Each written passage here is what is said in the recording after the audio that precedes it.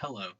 Today I'd like to talk about the effectiveness of polydimethylsiloxane beads, or PDMS beads, with incorporated photocatalysts at addressing organic water pollution. Organic water pollution, like the oil spill pictured on the left, is often difficult to treat using traditional water treatment methods like filtration because the pollutants are liquid, which means they can't easily be filtered out.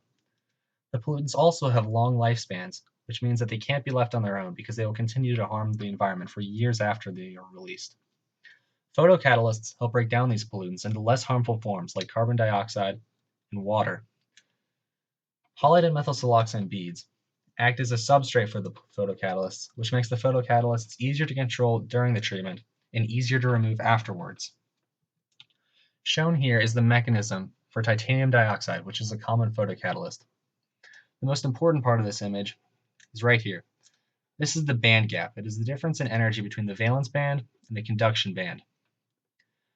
In order for the photocatalyst to do its job well, we need as many electrons to jump from the valence band to the conduction band as possible. That way more of these can be formed to go break down the pollutants.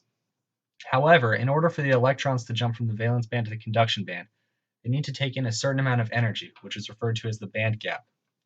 They take in this energy in the form of light from the sun. In order for a photocatalyst to be useful for this job, we want it to take in visible light. Since each wavelength of light has a slightly different amount of energy, it is important that the wavelength that we use a photocatalyst that has a band gap that corresponds to a wavelength in the visible spectrum. Titanium dioxide is one such photocatalyst. Polydimethylsiloxane beads are useful because they are buoyant. This means that they'll float on top of the water, keeping the photocatalysts near the organic pollutants, which tend to have a density lower than that of water. PDMS beads are also easy to filter out. They are a large substrate, which means they can be removed simply through filtration, which the pollutants and the photocatalysts cannot be removed by. Next, the PDMS beads have been shown to have no significant effect on the activity of photocatalysts. This is good because if they greatly decrease the rate of reaction of the photocatalysts, then that would defeat the whole purpose of using the photocatalysts. Shown on the left is an example of a PDMS bead. These ones have tungsten trioxide incorporated into them, which you can see in the form of white dots all over the beads. This is the method that we use to prepare the beads. We start by mixing PDMS, deionized water, N-heptane, and sorbitan monolate in a little vial.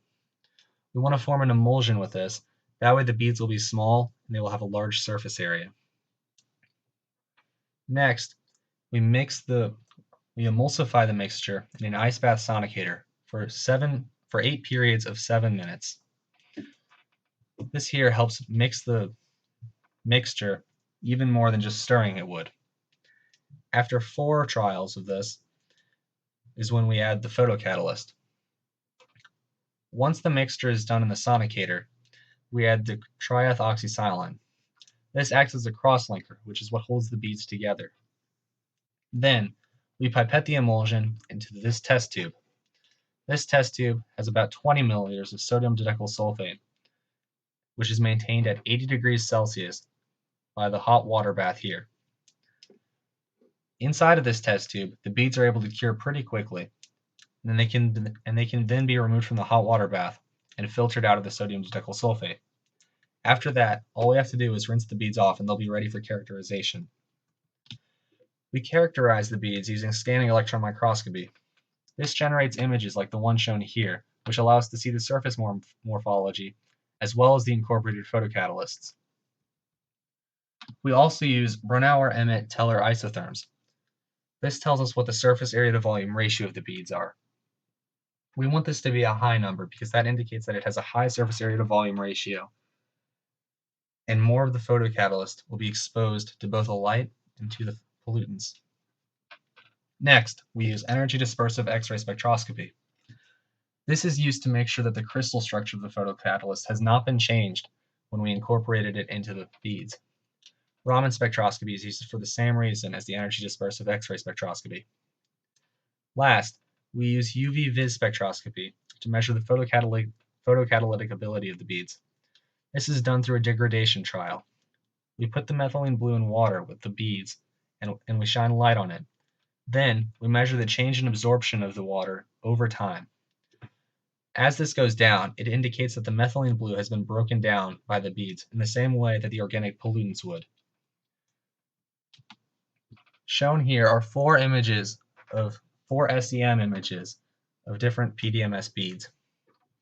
As you can see, all of these images show that the beads have a very porous morphology. In addition, in images B, C, and D, you can see white spots, which indicates the presence of the photocatalysts we want.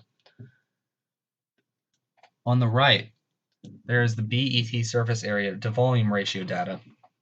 What's interesting here is that the surface area to volume ratio increased for the beads when we added the photocatalyst.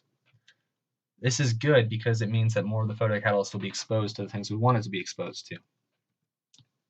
Shown here is Raman data. The pink peaks are data for pure photocatalyst powder. The green peaks are data for the photocatalyst with the PDMS beads. What's important is that the green peaks are in the same location as the pink peaks. This means that the structure for the photocatalyst has not changed when it was incorporated into the beads. This holds true for all three different types of photocatalyst that we tested. The green peaks are always in the same location as the pink peaks. This here shows some of the UV-Vis data we collected for different types of photocatalyst with beads. The green line is graphene oxide.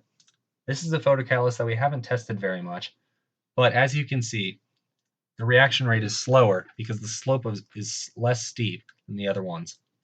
This means that we don't really want to use it because it doesn't do the job as effectively. The best one, as we can see, is this light blue line.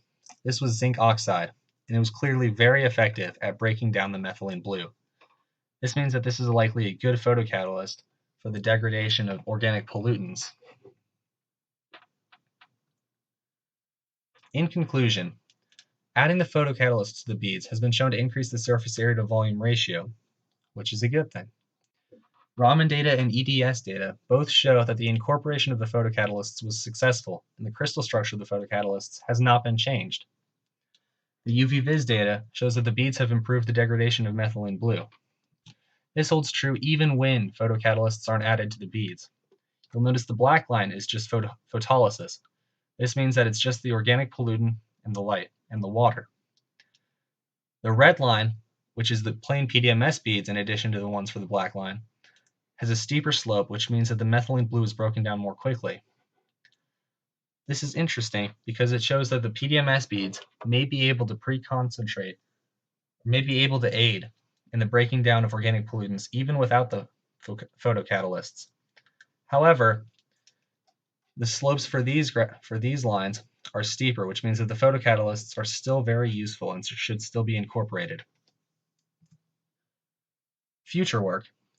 This project is currently not scalable due to the cost of the triethoxysilane crosslinker. Triethoxysilane is a very expensive crosslinker, and this makes it difficult to scale the work up because it increases the cost exponentially. Future work will aim to solve this issue by testing different polymers like polystyrene that don't require the expensive crosslinker. Acknowledgements. This work has been supported by a grant to the Kentucky Water Resources Research Institute, a U.S. Geological Society 104B program. Additional support has been provided by the WKU Department of Chemistry. In addition, this work would not have been possible without the help of the following people. Lovins Ainambabazi. Lovins was responsible for collecting most of the data shown in this report. Dr. Matthew Nee. Matthew Nee was the research advisor who helped oversee this project. Dr. John Andersland. Dr. Andersland is in charge of the SEM machine, and he helped teach me and Lovins how to use it and helped us collect data, SEM data for the project. Thank you for your time.